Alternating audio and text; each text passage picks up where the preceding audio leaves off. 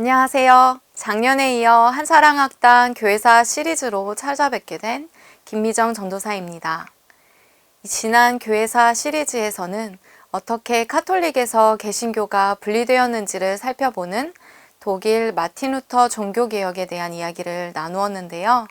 오늘은 그로부터 100년 뒤인 카톨릭과 개신교 대립과 갈등 속에서 화합을 이루었던 영국의 킹 제임스 1세의 킹 제임스 성경에 대해서 나눠보려고 합니다.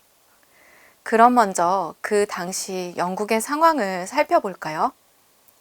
영국은 영어로 하면 더 유나이티드 킹덤이라고 하죠. 줄여서 더 UK라고 하는데요. 한국말로 직역하면 왕국들의 연합이라고 할 수 있습니다. 이름에서도 알 수 있듯이 원래 영국은 잉글랜드, 스코틀랜드, 아일랜드, 웨일즈라는 4개의 나라로 나눠져 있었습니다. 국기의 변천사를 보면 어떻게 4개의 나라가 통합되었는지 알 수 있는데요.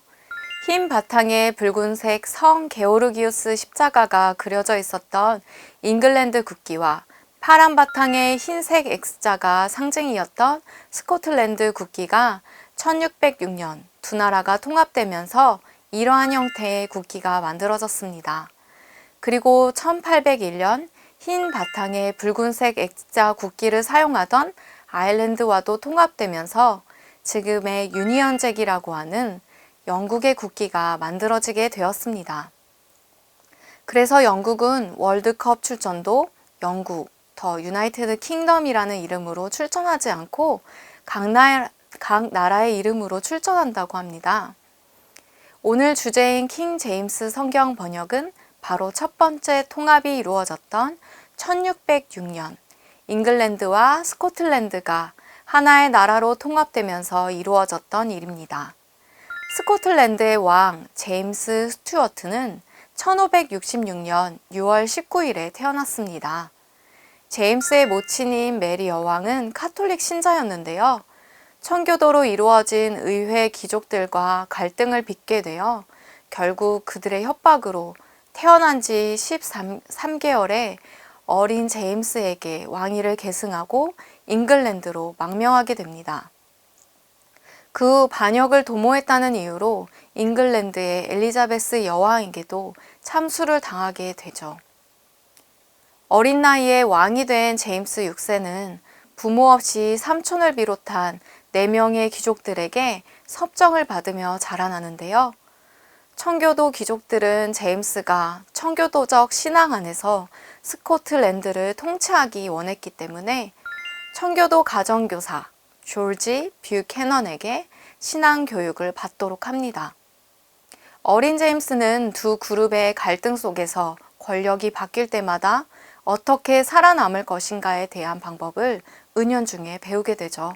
그리고 22세가 되던 해 제임스는 20여 년간의 섭정에서 벗어나 스코틀랜드의 군주로서 성공적인 일치와 화합을 이루게 됩니다. 그러다 1603년 45년간 잉글랜드를 강국으로 만들었던 엘리자베스 여왕이 세상을 떠나게 됩니다. 엘리자베스 여왕은 독신이었기 때문에 왕위를 이을 후손이 없었는데요.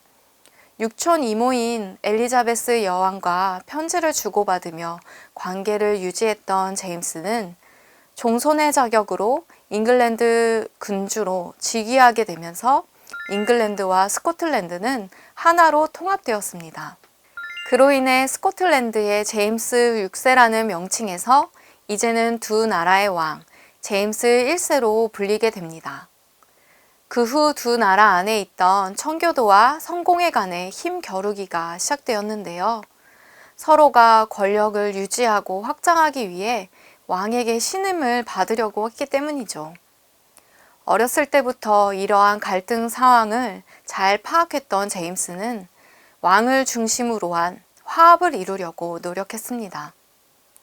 종교 세력 간의 갈등을 해소하고 화합을 이루려고 했던 제임스 1세는 1604년 햄턴 파크에서 회의를 소집했습니다.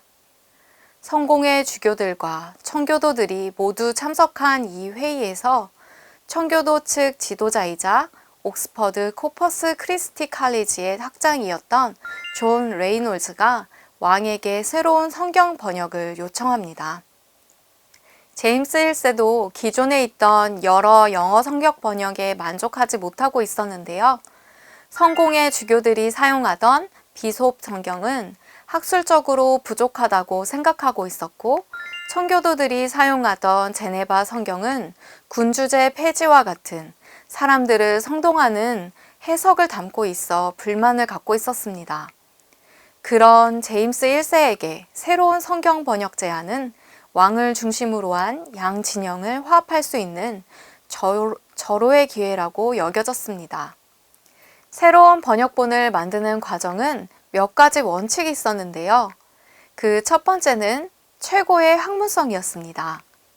그 당시에도 내노라 하는 대학교였던 웨스트민스터, 케임브리지, 옥스퍼드 교수들이 대거 참여하는 엄청난 프로젝트였습니다. 두 번째는 런던의 주교 벤크로프트의 제안에 따라 그리스어와 히브리어 번역과 관련하여 어떠한 해석도 담지 않기로 했습니다. 각 진영의 의견이 투영되는 것을 방지하기 위함이었죠. 세 번째는 번역 과정에서 위원회를 거쳐야만 했습니다. 마지막으로 편집팀과 위원회는 성공의 배경과 청교도 배경을 가진 남자들로 구성된다는 원칙을 가지고 있었습니다. 서문에 따르면 킹 제임스 성경 편찬의 목표는 새 번역을 만들려는 것도 나쁜 것을 좋게 만들려는 것도 아니라 좋은 것은 더 좋게 혹은 다른 많은 것들에서 그것들을 대표할 좋은 것을 만들려는 것이었습니다. 그러니까 킹 제임스 성경은 엄밀히 말해 새로운 번역이 아니라 개정이었습니다.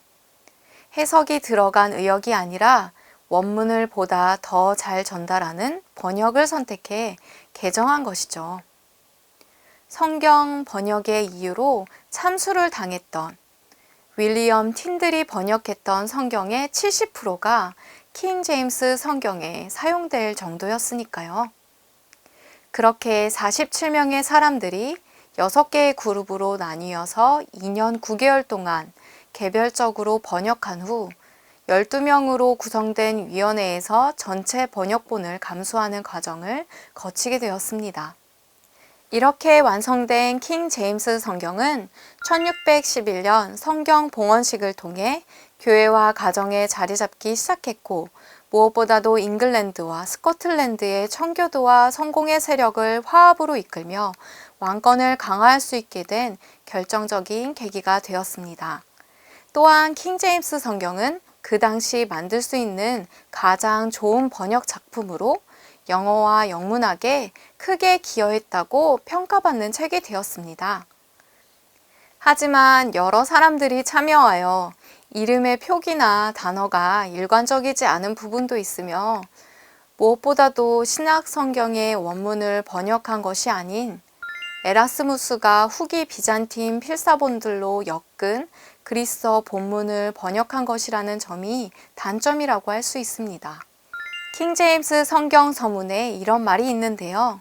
번역은 빛이 들어오도록 창문을 열어주고 성스러운 땅이 보이도록 장막을 걷어주고 물을 마실 수 있도록 우물 덮개를 치워주는 것이다 라는 말이 있습니다.